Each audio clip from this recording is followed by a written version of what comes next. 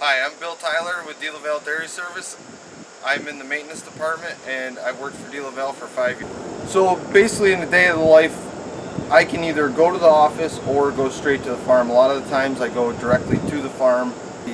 We every 4 months go and do a scheduled maintenance. You work on the actual milking system itself and the robot. So there's basically two major systems. When I'm not doing maintenance, I actually talk to the farms with service calls if they actually break down in between the scheduled maintenance. You make your own schedule based on what you need to do on a daily basis.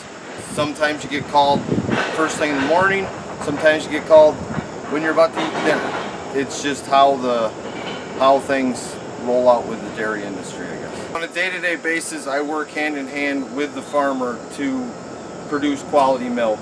Without me and the farmer working together, we can't make the robots work properly. He brings the cow to the robot essentially, and I make the robot function for the cow. Our positivity on society would be that we're teammates to make quality milk for people. In high school, I took welding and BOCES. I started out welding, basically working with my hands. I've always been hands-on. That's where my interests are, is to be physically active.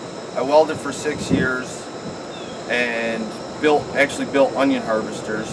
And then I moved back home to work on the family farm as a crop farmer. My cousin actually worked for DeLaValle for 3 years before I joined on.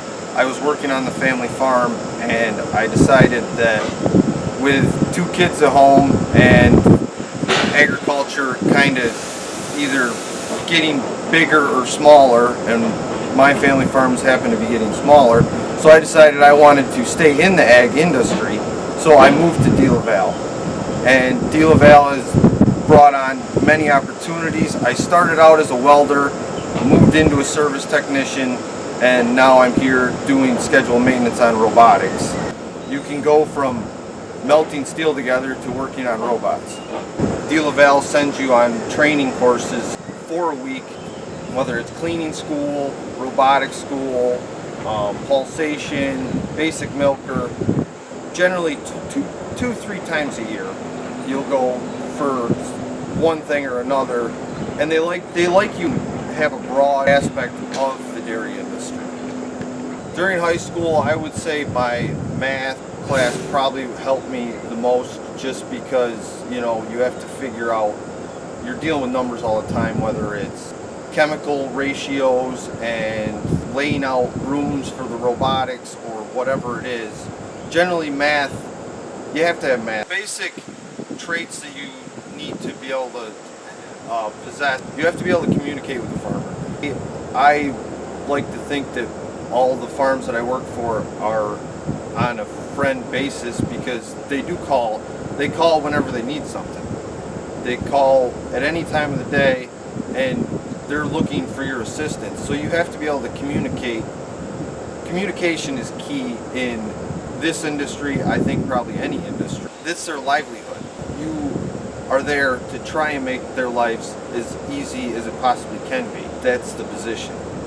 With this line of work, the farmers are depending on you to be there on time, when you say you're going to do it, do what you say you're going to do, and have the, I guess, work ethic and responsibility. You have to feel like you have responsibility. Generally, as a maintenance technician, you can come into around 50 grand a year probably. I mean, the big perk is I get to drive the vehicle home every day. The downfall is you have their phone in your pocket and it can ring at any other time, but you got good health insurance and 401k.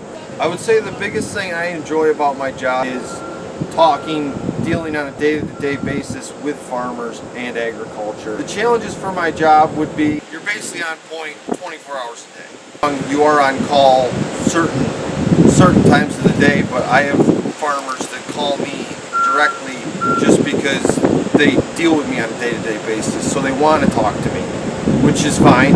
One of the major challenges with the job is you can't wait till tomorrow. The Cows have to be milked every day, 3 times a day. There's no wait till tomorrow, oh, I'll get it next week. If a robot in my field is not working, it has to be up and going as soon as possible, which is ASAP, within hours. It can't be down for half a day, because every minute the robot's down is A, the farmer's losing money, and B, the cows aren't getting milked, so which you're not getting milk to your table. Working hand in hand with the farmers, I've realized that their paycheck, their livelihood depends on the robots or cows milking. Another part that's cool with this job is this was a retrofit, not a brand new install. You come walk in and there's nothing but concrete and bare walls, and with DeLaval you put in the vacuum pumps, put in the lights, put in the robot, put in the milk line, put in the milk tanks. So you basically see nothing turn into something huge. And now doing this job, you want to keep it nice, kind of take it under your own wing. You want to see the farmers succeed with what DeLaval brought from basically nothing into where we're at today with 24 robots. I think the biggest surprise I've seen from when I started at DeLaval till now is the robotic industry has really taken off in the last 5 years. I guess I never just thought that you could totally be hands-off milking cows. Technically, there's 24 robots here milking over 1,000 cows, and very seldom does a human have to interact with the cow to get the milk out of the cow. Basically, the machines are doing everything. So if I was to talk one-on-one with my middle school self and high school self, it would basically be always stay open-minded and always be willing to work. Because the work ethic, I feel personally, is the one thing that will drive you to success, is your own personal motivation. Whether it's education or physical hands-on work, it's basically just constantly learn, constantly be open-minded. You're going to learn something every day.